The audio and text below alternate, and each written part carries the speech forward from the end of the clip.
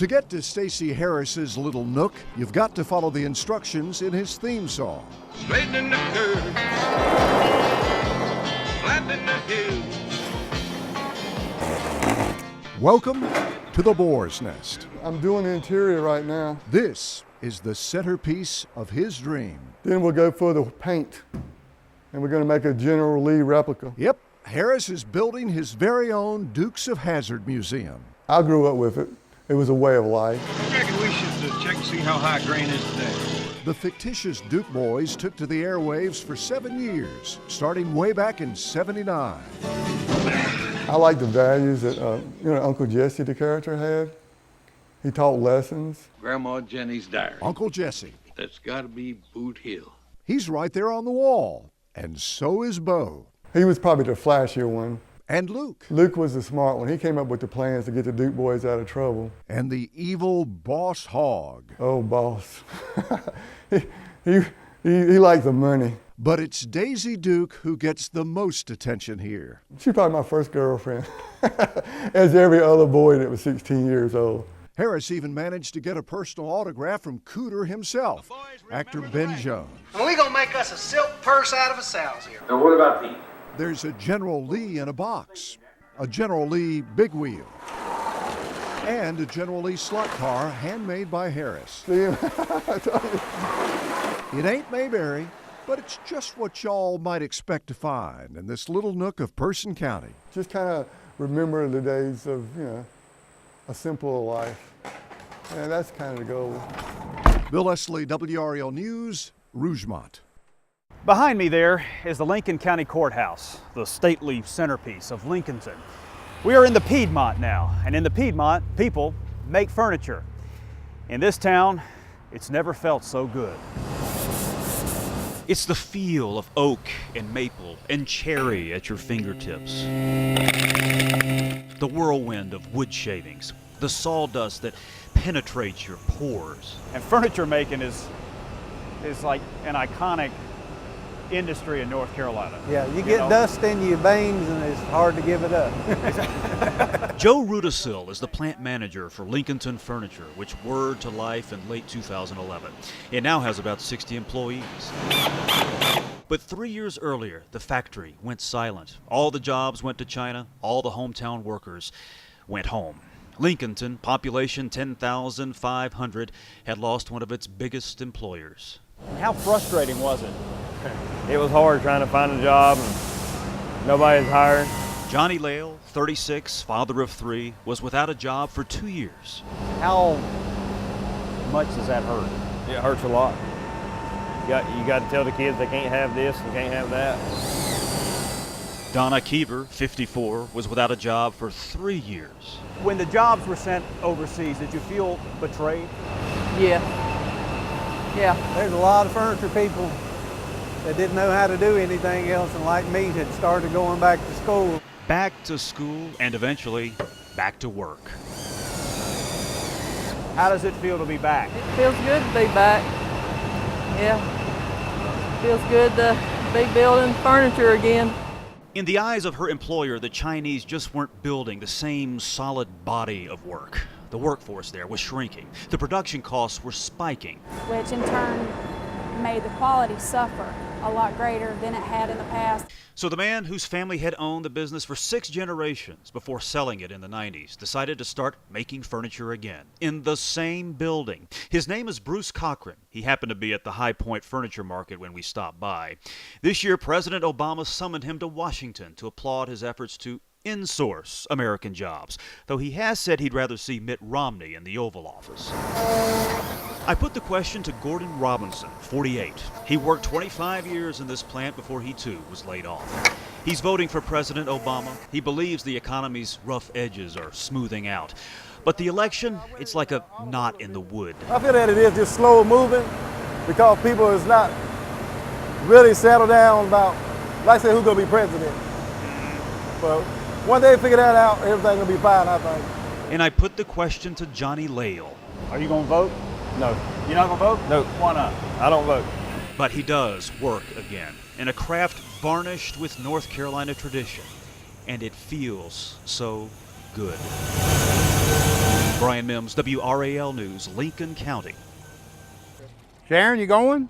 71-year-old Bucko Edwards. We're going about a mile from the dock. Captain Edwards. He's been a waterman for a long time. The clothes on my back I made off the ocean. For more than half his life, he's captained the same ship. I've been on the water since about 1965. This is not his boat. We're going to get her out of there. That is his boat. Definitely not a good place for her, and I'm sure she doesn't like it. The 107-year-old sailing sloop Margaret. Hurricane Irene broke her anchor chain and sent her sailing right onto shore. She looks good. Bucko bought the Hershoff-built boat back in 1970. She doesn't have a ding in her. Ouch. He spent 7 years restoring her, getting her ready to race. She's fast. She does things that even having been a captain my whole life, adult life, I still don't understand it. He says she finished first in the 2006 Pepsi Sail race off Beaufort. We simply came around, filled her sails with air, and I was able to pass all the boats without raising my staysail. Whatever that is. Completely outclassed them, that's for sure. And everybody knew it. The Margaret couldn't outrun Hurricane Irene. Captain Edwards anchored the Margaret here in Bath Creek. It's been known as a safe harbor from hurricanes all the way back to Blackbeard. The anchor chain snapping was just bad luck, and it's not the only bad luck he's had lately. Well, cancer, yeah.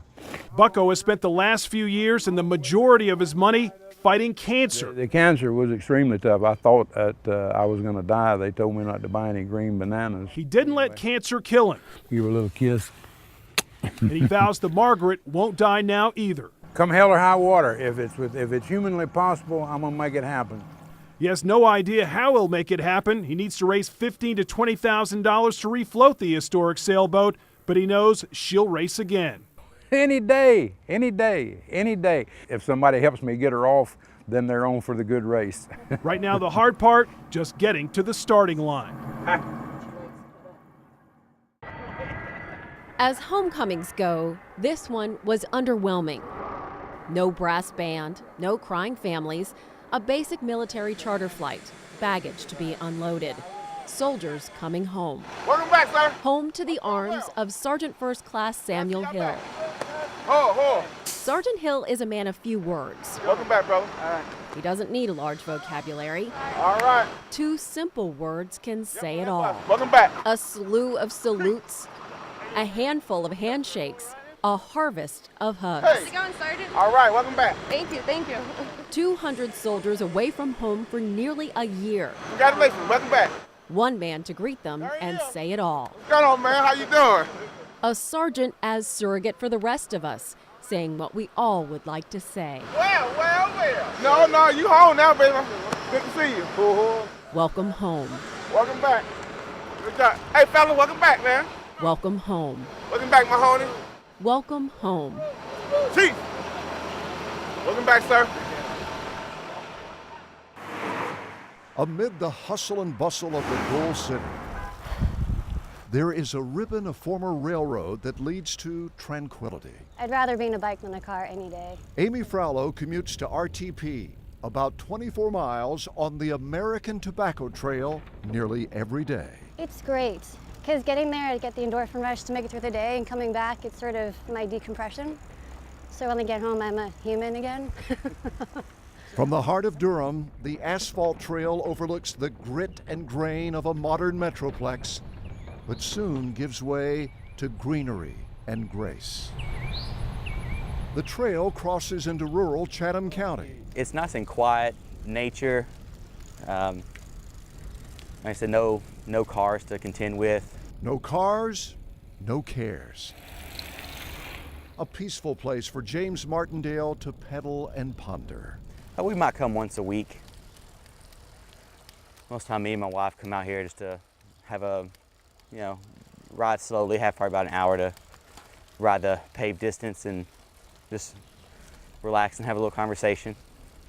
The old railroad bed turned trail trickles into the edge of Wake County. It's an amazing ride, and you really get to see a lot of the triangle that you won't get to see like from just the highways of, 40 and 540 and all that good stuff. Kareem Shalan is rather new to this part of the trail. He'd ridden the north end of the trail near Durham many times, but never realized it led to a place like this. You know, it's refreshing. You can get a good cardio workout. There are a lot of like-minded individuals out here. You meet a lot of new people. I mean, it's been a great experience for me, for someone who's been riding off and on for about a year now. A great experience, a great adventure, a great escape. On the American Tobacco Trail. Bill Leslie, WRAL News, Wake County.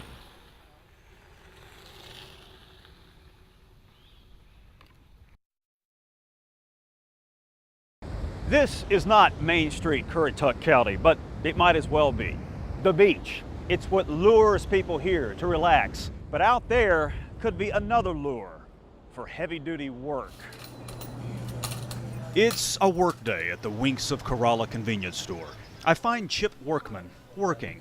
If not for the tourism buck ringing his store register, Winks of Corolla would blink out. It's everything.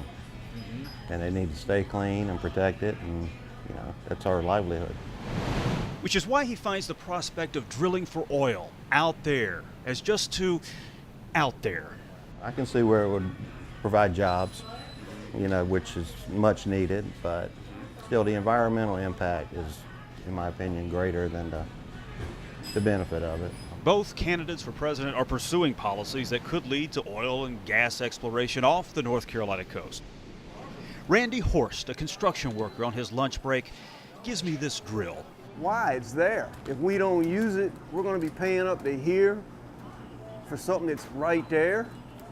The place needs another source of income because the tourist trade, it's making us money, but with the economy down, it ain't making like it used to make. The flowing of oil and gas would be at least a decade off. It'll be way down the road for impact. But Stephen Garrett, owner of the Corolla Cantina, says, let's explore. You know, the geologists will get out there from the oil companies, and they'll be able to find out what really is out there. And if it's out there, it'll be something they can tap into in the future. Some of his neighbors say if there's an accident, a spill, it would be like a rainy day at the beach every day. It could happen. It could definitely happen. Greta Geis leads Jeep rides for Corolla Outback Wild Horse Tours. If drilling is on the horizon, she doesn't like the view. I would assume that we would see large towers of metal out there with a lot more ships than what we're seeing now. But she doesn't like the view on the Citgo price sign either. We have to look at all the aspects of it. I mean, you can't just look at it as, okay, well, that's going to eliminate foreign fuel and us buying foreign fuel. You have to look at it as it's also going to interfere with other people's livelihood. Currituck County is prized for its wide, windswept beaches. Chip Workman thinks maybe there's another energy windfall in windmills. I think wind is just, it's free, it's plenty of it. Let's use it. It's green. It's green. Green energy. Feeling the wind and watching the waves invite contemplation about what might yet come to these shores. Brian Mims, WRAL News, Currituck County.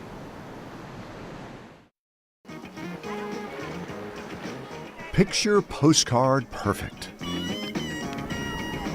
A day at the North Carolina coast. But this isn't the turbulent Atlantic. This is the western side of the eastern shore. We like the sound. We like it's calmer, and we just like to float and relax over here, not deal with the big waves. Tucked in behind Jockey's Ridge State Park, this little beach butts up to the Roanoke Sound. Okay, girl. This is 9-year-old Sarah Nelson's maiden voyage in a kayak. It's perfect for that, you know, for little kids. So they like the waves and that, but they like this too. The shallow, smooth water makes for smooth sailing. They're having good fun. They want to come to the Sound Beach rather than the ocean sometime. Hannah Meyer is also taking advantage of the shallow water. I'm 8 and I started today. 2 feet of water, 2 feet on the board. It didn't take long for Hannah to learn the stand-up paddle. I like to be able to touch the bottom. He's 9.5 and we've been coming here about 10 years. The Sound offers parents peace of mind. This is safer for the kids. There aren't any waves. They can walk farther out and we don't have to worry quite as much. Watch this. More than 100 feet from shore. It's easy to get to. It's clean.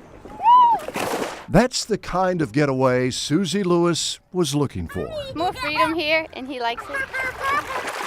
Bill Leslie, WREL News, Nags Head. Most explorers head out with the rising sun. But that sun on the horizon, that sun is sinking slowly in the western sky.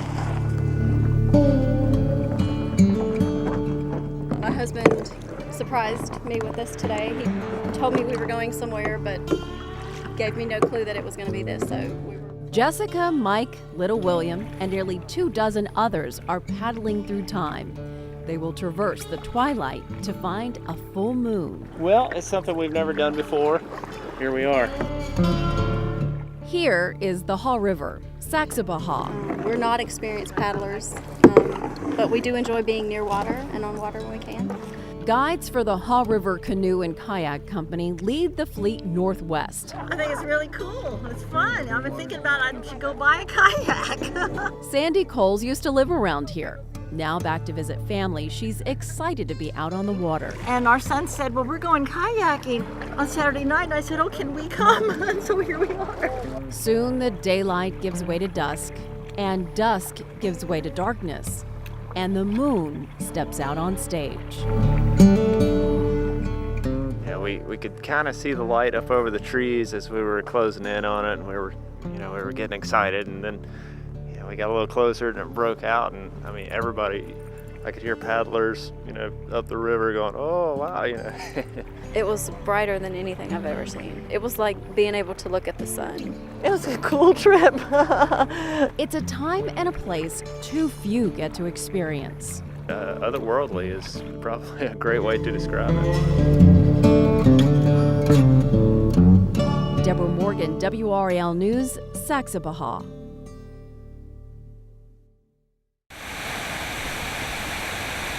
When it comes to waterfalls, It's the biggest one we've ever seen. Steve and Jordan Owens have seen quite a few. Look at that. They're spending a little vacation time visiting the nooks, crannies, and cascades of Transylvania County. Look at that one up there, how it juts out. It's almost like the wind's blowing down on it and making it spray up. This is Rainbow Falls. And to get here, the trail begins in Gorges State Park, one of North Carolina's newest parks. At the Visitor Center, you can learn about waterfalls and even build your own. That's where we're the cascade. But the real thing is anything but child's play. Blown away. I looked at him laughing, just no way are we gonna jump off of that, but they're beautiful, it's amazing. Kate Baker's staff and Matt Odom can hardly wait to get home and tell their friends. I'm gonna rub it in their face, that's what we're gonna do. It was a rush, it was a lot of fun. The rush of the water, the rate of the flow, the time of the year makes each visit to the falls a unique experience. It's moving pretty fast, so the water's pretty cold. This is my second time here, and it's a different experience every time. I'm not sure how tall it is, but it's big. Big, grand, awesome. I wish we would have came here the first day and made probably a few trips back. It takes a trip or two just to take it all in. Yeah, this is definitely a comeback, Come back. Another visit. Another view. Get a kiss? Yeah. Bill Leslie, WREL News, near Brevard. In this 2.5-century-old mill, What are you making, Don? Amy Klug spent years buying the corn mill, flour and grits that come from the grinding stones. Then she bought the mill itself. I thought, what a great little business. It supports the local farmers, it supports the local artisans, and it makes a great product. That product, made in small batches, is shipped all over the state and then some. But what the old mill of Guilford is really selling can't be found on the label. It's a step down memory lane. People have that assumption that something as old as this building couldn't possibly still be operating, and it is. Picturesque and productive. The water wheel still works, although electricity is now the primary power source here. And I love the building. I love the history behind it. these places are few and far between anymore. This hopper holds 150 pounds of corn. Annie Laura Purdue also started her tenure here as a customer. As a young mother, I came here to buy flour and cornmeal because I knew that it was a good product. Now she's the miller, grinding corn in a way that's nearly a lost art. Just by the way it feels in your hand, that's how you know. From beginning to barrel to bag, a batch doesn't sit around here long. It's just a kind of back to locally produced and grown products. We just take the grain, we grind it, we put it in a bag, we don't alter it all. People like that. It seems sometimes you don't have to travel far to travel back to a more wholesome place. It's a busy little place. We're trying to grind the products that people like to eat. It's worth it. It's absolutely worth it. Bill Leslie, WREL News, Guilford County.